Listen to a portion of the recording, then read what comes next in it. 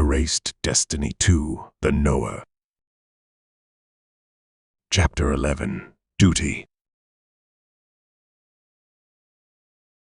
Etien appeared on a hill overgrown with ghostly grass, in a place she used to move people between worlds when she lost her body.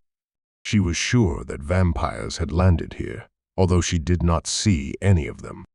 The landscape around her rippled, seemed to blur and bend under the pressure of her gaze. The whole landscape bathed in light, the source of which was impossible to locate, as if the air itself was glowing. Only after a moment did Etien realize that she was standing next to herself. They separated. Merigold raised her hands. She looked alternately at her fingers and the woman with long black hair standing in front of her. She couldn't get a word out.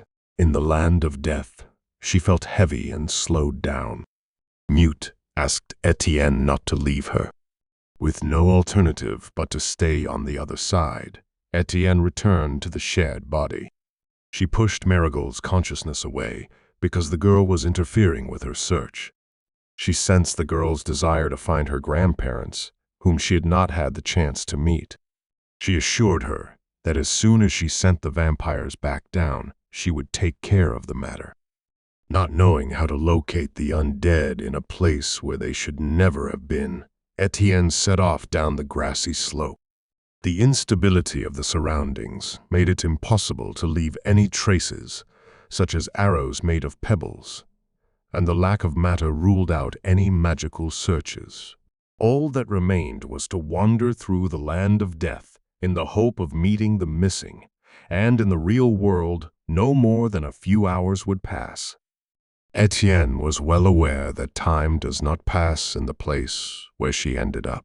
She could not determine how long she had been there. This meant that after a few months, she returned from a short trip, richer for having made notes about her parents' lives. She wondered, would she find information about Nathen in the Black River? What had happened to him? Where did he go after he died? Had he returned? She looked up at the pale gray sky filled with pink clouds standing still. There was no wind in the land of death, yet the grass was waving.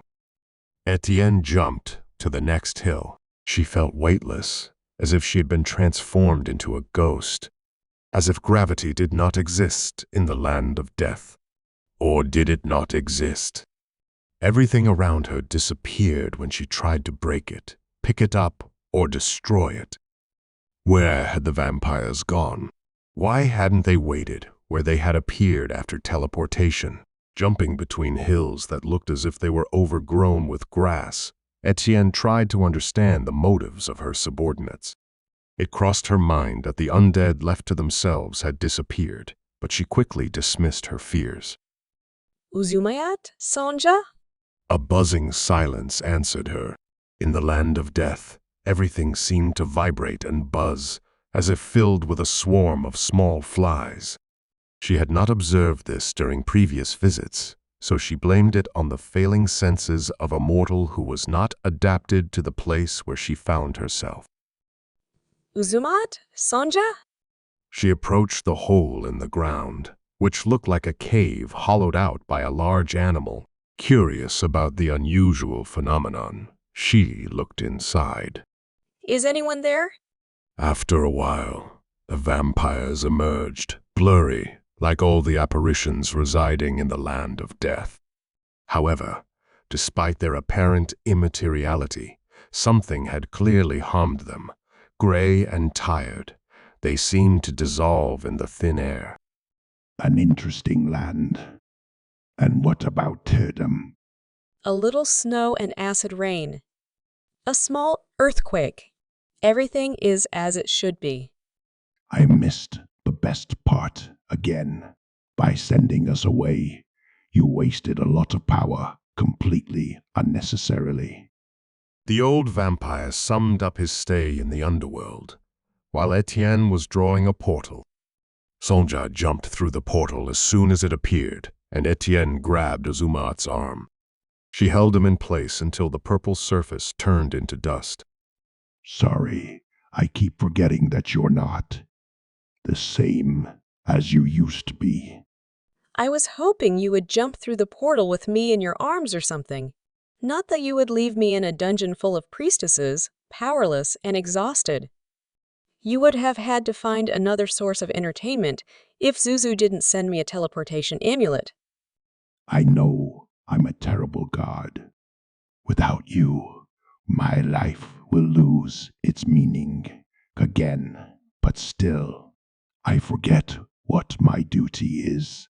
I'm sorry.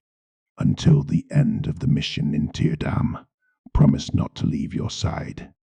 And if I do, use elemental control to pull me back. Tomorrow, we will attack the fire mages. In the worst-case scenario, I will turn you into my puppet. Like in the City of Ghosts. Uzumaat bowed to Etien and kissed her hand. He couldn't stop the smile that spread across his lips at the mere memory of one of the best pastimes he had ever experienced.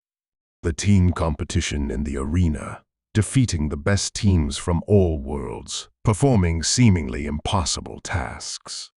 He fell so deeply in love with this form of spending time that he would agree to anything as long as Nathen and Fidelis accompanied him. As long as Etien was in charge of them. When Etien started unbuttoning his shirt, Uzuma moved slightly away. He took off his clothes himself, revealing a muscular torso and strong arms. In the only place where Sonja was sure not to be spying on them, Etien analyzed the gray texture on the undead's skin. She summoned the dagger of death, with which she scraped some dust off Uzumaat's back. It's getting worse. Do you feel anything? Not really. How much time do you think I have? I would say you'd better find yourself a new body. The vampire's back was covered with an expanding patch of dead skin. The cells of his body were turning to stone, as if under the influence of petrification. Although Etien knew a lot about healing, including the undead, she was unable to deal with Uzumaat's case. She consoled herself with the fact that even Gabriella, who was more talented and educated in this field and had devoted her entire undead life to studying the undead, was also helpless. Let's finish with Tyrdam first. Of course. That's all we need for you to turn into a shadow under the influence of the treatment and ravage what's left of the city. But when we return to Sintra, we'll take care of your shell. Until I regain my powers or find Nathen, please remember that you are the only person who understands me.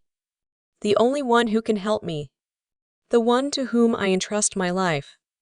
Thank you for your faith in me. Am I still an honorary member of the Vampire Council? Uzumaat confirmed that she was, though not of the council, but of the lodge. Even after returning to life, Etien retained the right to have undead subordinates. I'll stay here for a while. I have something to check. Pass on my orders to the team. Sonja is to interrogate the kidnapped mayor of Tyrdam and extract as much information as possible from him. The rest should rest and recharge their strength before the clash with the fire mages. You will visit Velinard. Tell him what the situation is. Arrange a meeting between us. Of course, Etien. Would you like me to pass on anything else? Not for now. Think about whether it would be better to transfer you to me. It's quite likely that my actions will expose Velinard to Zuzu's retaliation.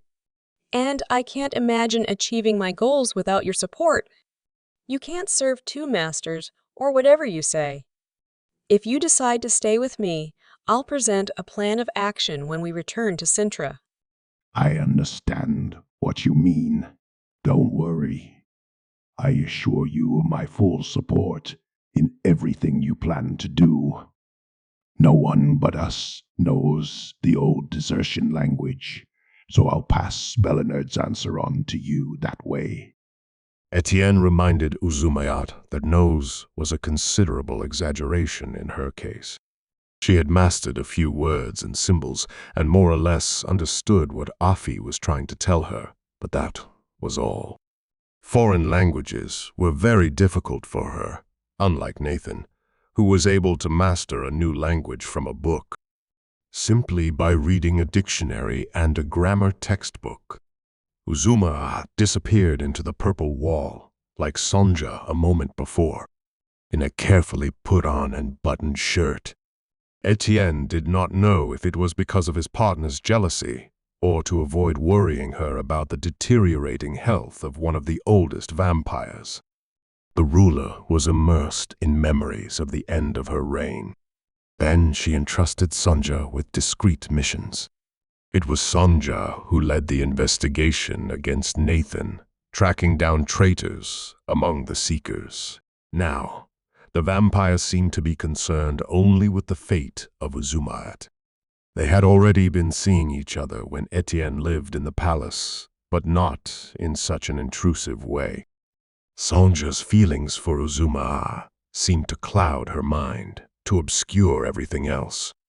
It was as if the vampire made her lose sight of the world around her. Worse still, it was as if the outside world did not exist for her. Entangled in her arms, Uzuma could not properly carry out the tasks entrusted to him. It was either to find Nathen or to send Sonja to the other side for good.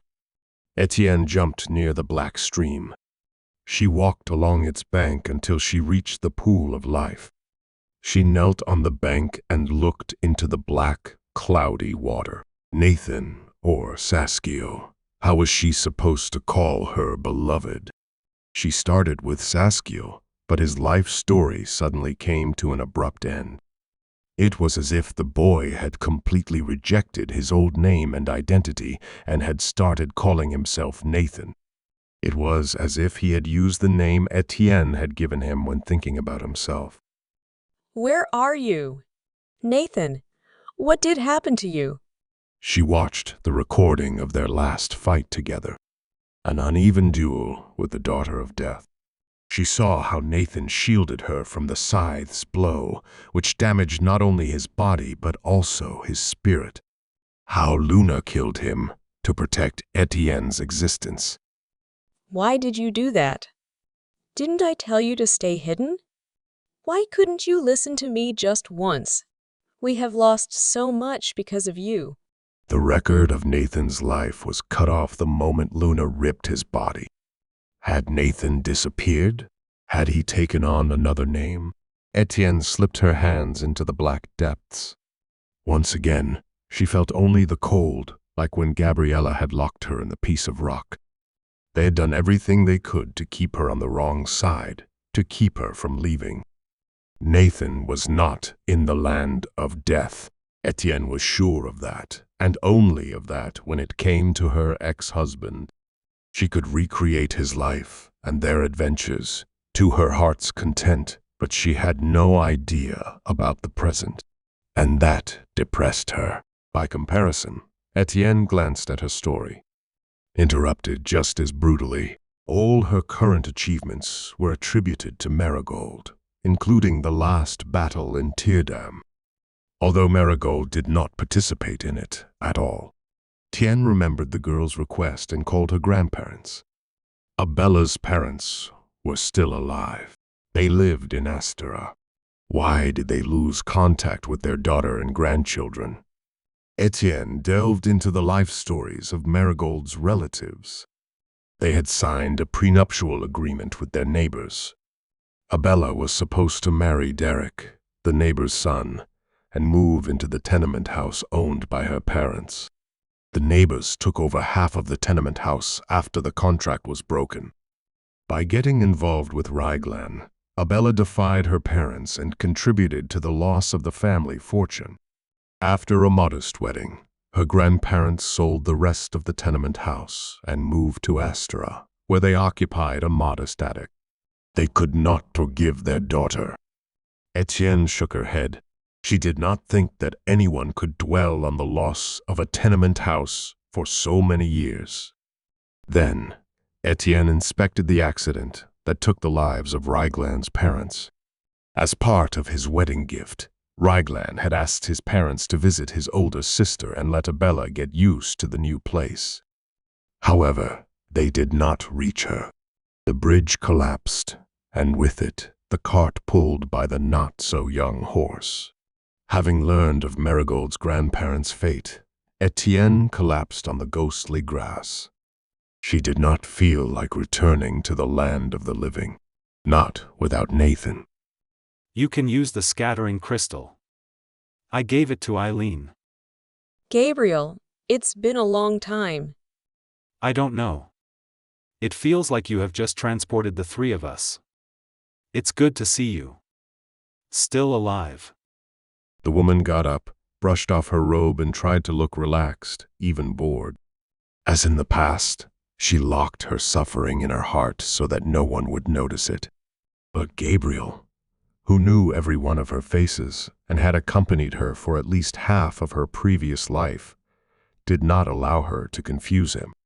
He embraced his former student, as he had done before, when the mages made her feel bad with their dislike, when the adepts added dirt to her food.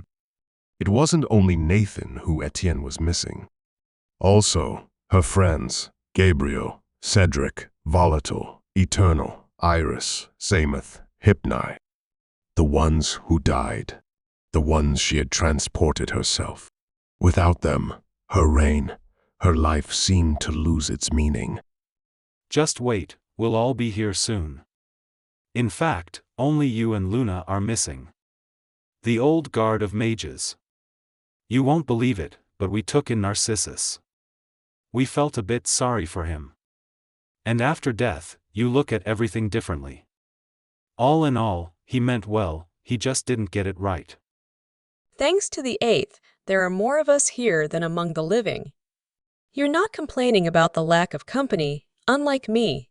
What is a scattering crystal? It allows you to send your thoughts to many people at the same time. To notify everyone in our world would require more power than to extinguish the suns in the eternal city, but you can use it several times. I gave it to Eileen in case you went missing. Etien smiled at her friend, one of the few who supported her more actively than by wishing her good luck, who didn't leave the whole burden on her shoulders, who sometimes risked their lives to protect her.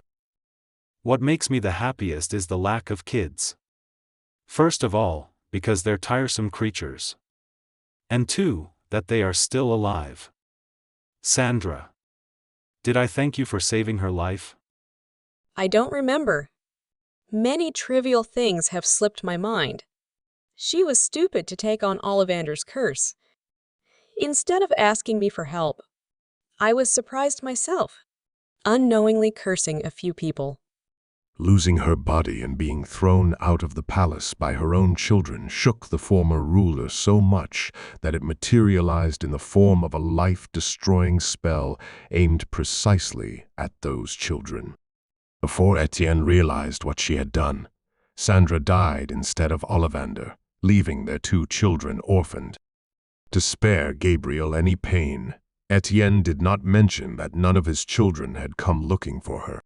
Not magically, not normally, not at all. No one from the palace contacted her. With a new hope in her heart, she said goodbye to her friend and teleported to Tyrdam. She fell from the ceiling of the occupied apartment, straight onto a hastily assembled table which broke into 3 pieces on impact. And I complained that Fidelis ruins every room he moves into. How long was I gone? 2 hours only. The vampires are interrogating your prisoner. I'm keeping Jargon asleep. Your snow isn't melting at all. It's amazing. Do all desert dwellers have to be so stubborn? A hopeless case. And Zuzu won't let us use the old, proven methods. Ten looked out the window. There was no sign of hostile activity. No one had raided the apartment while she was away. The only change Etien had noticed was a drastic decrease in the number of guard patrols. Now that we are all here, let's summarize our achievements so far. She discreetly drew a cross on her left palm. In Tyrdam, her rules applied, not the law of Zuzu, which was implemented with peaceful times in mind.